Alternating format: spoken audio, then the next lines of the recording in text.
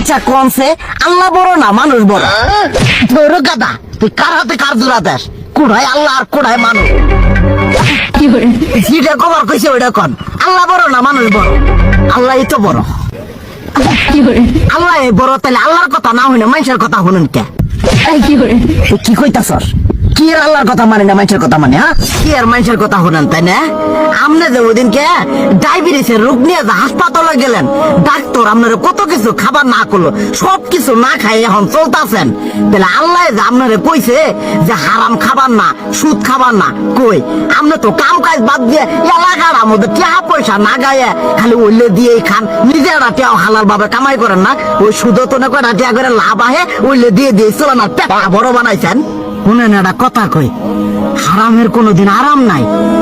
হালাল পথে রুজি রোজগার করেন, প্রয়োজনে এরা বেলা কম খায়েন, তাও শরীর পিণ্ডও ভালো থাকবো, কোন রোগ বেদ হবো না, আরামও পাবেন, আল্লাহও খুশি থাকবো। তুই আমার এইভাবে বুঝাবি আগে কইলি না কে?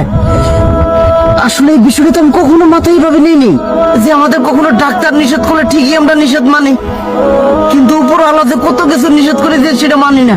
আর এই যে হারাম পথে টিয়া পয়সা কামাই করতেছেন, শরীরের মধ্যে দুনিয়া রোগ বেদ হয়েছে, দেখা যাইতেছে যা টিয়া হারাম পথে কামাই করতেছেন তার তো বেশি টিয়া মনে করেন জ্বলে যাইতেছে গা বেশি।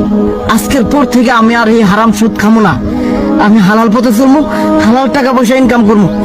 এতে করে যদি একবেলা কমও খাইতে হয় তবুও খামো, তবু আমি আর এই হারাম পথে চলবো না।